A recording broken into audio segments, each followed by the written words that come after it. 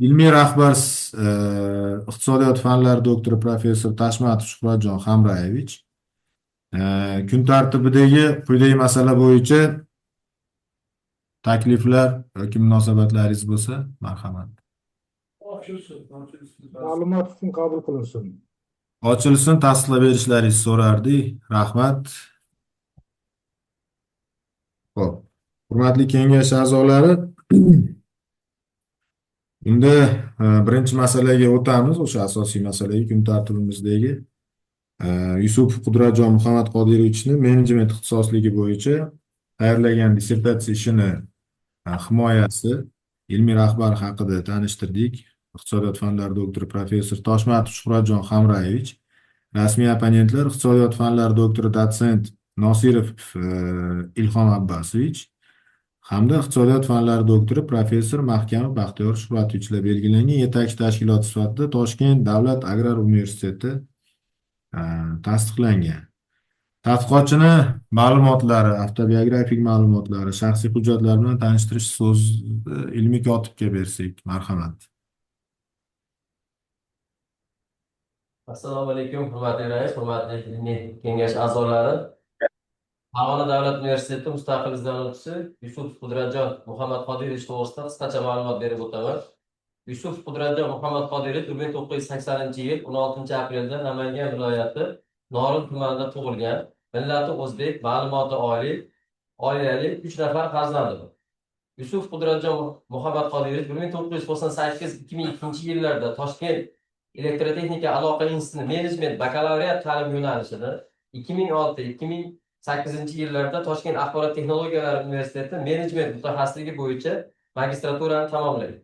Yusuf Qudratjon Muhammad Qodirov 2011-2013-yillarda Toshkent axborot texnologiyalari universiteti iqtisod va boshqaruv fakulteti o'quv ishlari bo'yicha dekan o'rinbosari, iqtisod kafedrasi assistenti, 2014-2019-yillarda Farg'ona davlat universiteti reja moliyalashtirish bo'limi iqtisodchisi, iqtisodiyot nazariyasi kafedrasi tayanch doktoranti, 2019-2021-yillarda O'zbekiston Respublikasi Innovatsion rivojlanish vazirligi huzuridagi Yoshlar innovatsiya markazi davlat umumta'lim korxonasi direktori, 2021-2022-yillarda O'zbekiston Respublikasi Innovatsion rivojlanish vazirligi huzuridagi Innovatsion rivojlantirish boshqarmasi boshlig'i, 2023-2024-yillarda O'zbekiston Respublikasi Oliy ta'lim, fan va innovatsiyalar vazirligi Toshkent viloyati hududiy boshqarmasi boshlig'i, 2024-yilning 15-aprel sanasidan buyon Qishloq xo'jaligi vazirligi huzuridagi Qishloq xo'jaligi bilim va innovatsiyalar milliy markazi tizimidagi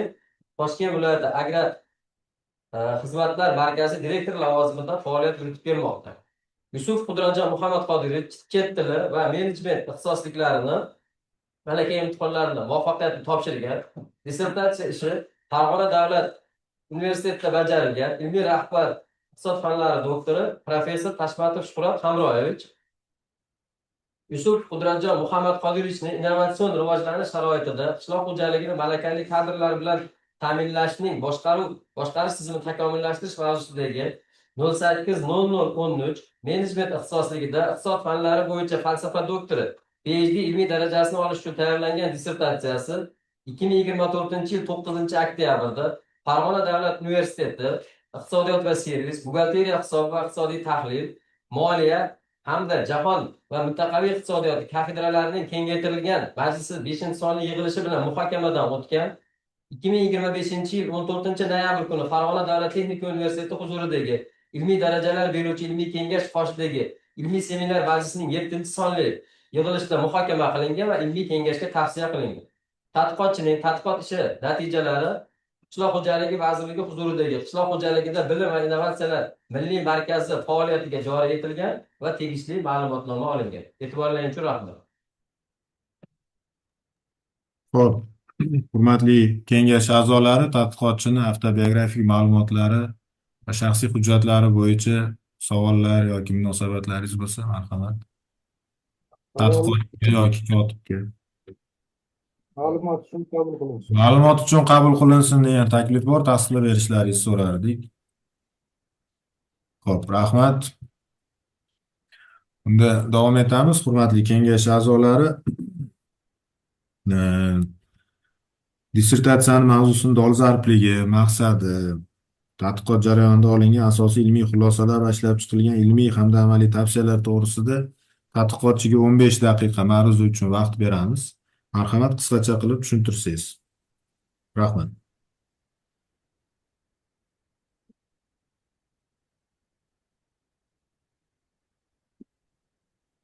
Assalomu alaykum, hurmatli ilmiy kengash raisi va uning a'zolari.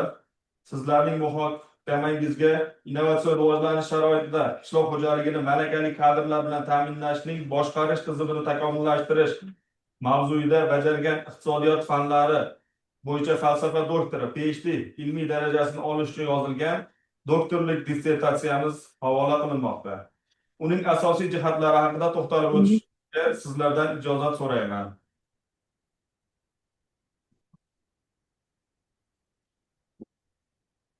Dunyoda aholi soni ko'payishi va tabiiy resurslarning kamayishi sharoitida oziq-ovqatga bo'lgan talabni qondirish, sifatli va ekologik toza mahsulotlar bilan ta'minlash masalasida dolzarb ahamiyat kasb etmoqda. Bu esa o'z navbatida dunyo qishloq xo'jaligi sohasini kadrlar bilan ta'minlash, uni boshqarish, tashkil etish va rivojlantirish, ular faoliyatiga innovatsion jarayonlarni tatbiq etish, iqtisodiyotning qishloq xo'jaligi sohasi korxonalarini modernizatsiya qilish, boshqaruvning zamonaviy va samarali usullarini qo'llash masalalari soha rivojlanishining asosiy vositalaridan biriga aylanmoqda.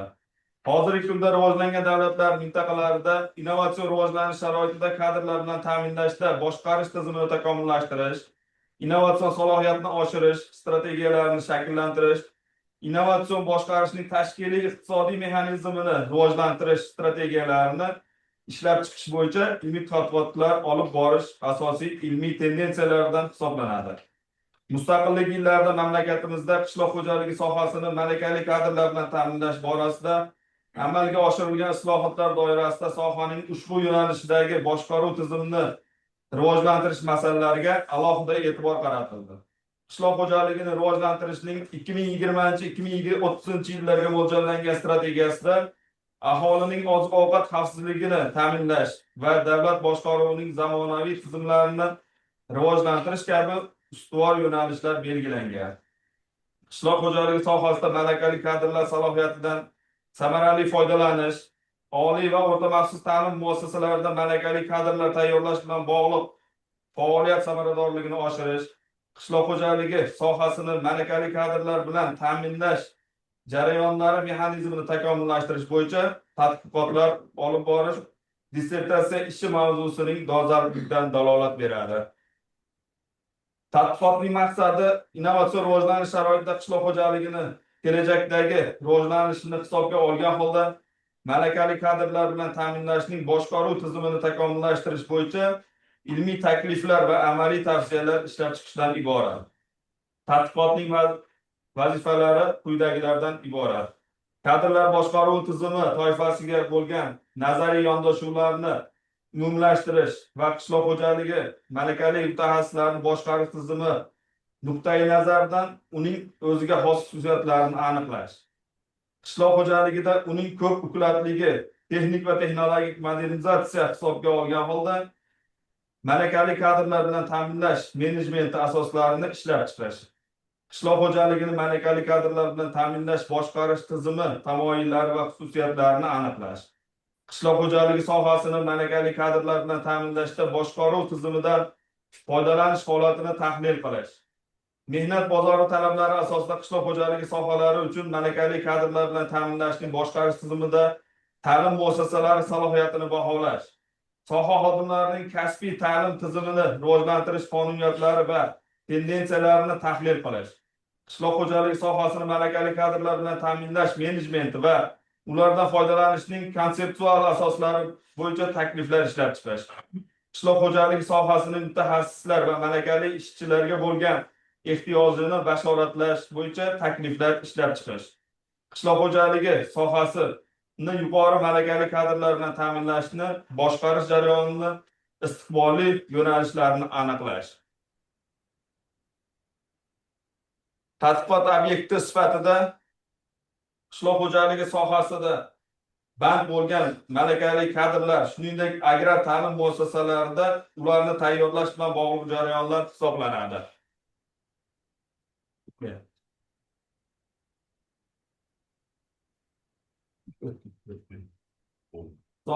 Tadqiqot predmeti qishloq xo'jaligini malakali kadrlar bilan ta'minlashning boshqaruv tizimi faoliyatida sodir bo'ladigan ijtimoiy-iqtisodiy munosabatlar majmui hisoblanadi. Tadqiqot usullariga to'xtaladigan bo'lsak, tadqiqot usullari sifatida abstrakt mintaqaviy yondashuv, tizimli tahlil, taqqoslash, sintez, statistik guruhlash, monografik va qiyosiy tahlil, ekspert baholash, shuningdek prognozlash usullaridan foydalangan. Tadqiqotning birinchi ilmiy yangiliklari birinchisi qishloq xo'jaligi mutaxassislarini malakasini oshirish va qayta tayyorlash markazlarida bozor talablari hamda texnologik o'zgarishlarga moslashuvchan loyiha asosidagi boshqaruv tizimini joriy etish mexanizmi asoslangan. Ikkinchi ilmiy yangiligimiz qishloq xo'jaligi mutaxassislarini malakasini oshirish va qayta tayyorlash markazlarida agrar sohani kadrlar bilan ta'minlashning maqsadli dasturi innovatsion va natijaviy boshqaruv ko'rsatkichlari asosida takomillashtirilgan. Uchinchi ilmiy yangilik qishloq xo'jaligi sohasida kadrlar malakasini oshirish va qayta tayyorlash markazlari tomonidan qishloq xo'jaligi korxonalariga ta'lim, konsalting, servis integratsiyalashgan modeli asosida xizmat ko'rsatish faoliyatini tashkil etish mexanizmi ishlab chiqilgan. To'rtinchi ilmiy yangiligimiz qishloq xo'jaligi sohasining funksional, tashkiliy, institutsional jarayonlari asosida qishloq xo'jaligi kadrlarini tayyorlashga oid o'quv dasturlarini boshqaruv tizimini asosiy qoidalari ishlab chiqilgan. Birinchi ilmiy yangilikka to'xtaladigan bo'lsak, innovatsion rivojlanish sharoitida qishloq xo'jaligi mutaxassislarini malakasini oshirish va qayta tayyorlash markazlarida bozor talablari hamda texnologik o'zgarishlarga moslashuvchan loyiha asosidagi boshqaruv tizimini joriy etish mexanizmi asoslangan. Boshqaruv jarayoni muassasa va tashkilotlar oldida turgan maqsadlarga erishish uchun vazifalarni tartibga solish, muvofiqlashtirish hamda rivojlanishga yo'naltirilgan alohida faoliyat turlari majmuidir. Qishloq xo'jaligida zamonaviy malakali ishchilar, ya'ni mexanizatordan tortib turli mulkchilik shaklidagi korxonalar, fermer xo'jaliklarining bosh mutaxassislarigacha zamonaviy qishloq xo'jaligi ishlab chiqarishning resurs va energiya tejovchi yuqori samarali intensiv ishlashga moslashtirilgan texnologiyalarni to'liq egallashlari kerak. Qishloq xo'jaligi sohasini kadrlar bilan ta'minlash jarayonida ta'limning maqsad va vazifalari, usullari, mazmuni, ta'lim tizimini boshqarish samaradorligiga bevosita bog'liq.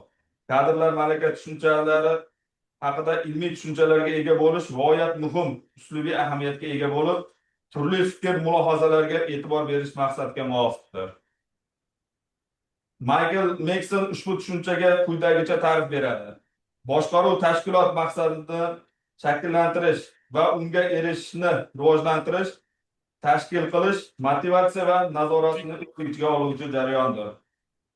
Ushbu yo'nalish bo'yicha xorijiy olimlarimiz ham o'zlari ishlar olib borishgan. Bulardan Belmishin va Muxinoy va bir qator olimlarimiz ilmiy ishlarda olib borishgan. Kadrlar 9-slaydimizga qaraydigan bo'lsak, kadrlar deganda odatda o'tgan davrda professionallikka, shuningdek tanlangan ish sohasiga maxsus bilim yoki ko'nikmaga ega bo'lgan aqldor xodimlar tushuniladi. Xodimlar tarkibi bu istisnosiz mehnatga jalb qilingan yollanma ishchilar yoki mehnat shartnomasiga muvofiq harakat qiladigan barcha shaxslardir. Kadrlardan farqli o'laroq xodimlar tushunchasi keng qamrovli hisoblanadi. Barcha tashkilotlar, firma va shu kabilarda shug'ullanadiganlarni aniq bilish uchun ishlatiladi. Xodimlar tushunchasidan foydalanganda kasbiy yoki xizmat ko'rsatish asoslari bo'yicha guruhni tashkil etuvchi ma'lum bir tashkilotning xodimlaridir.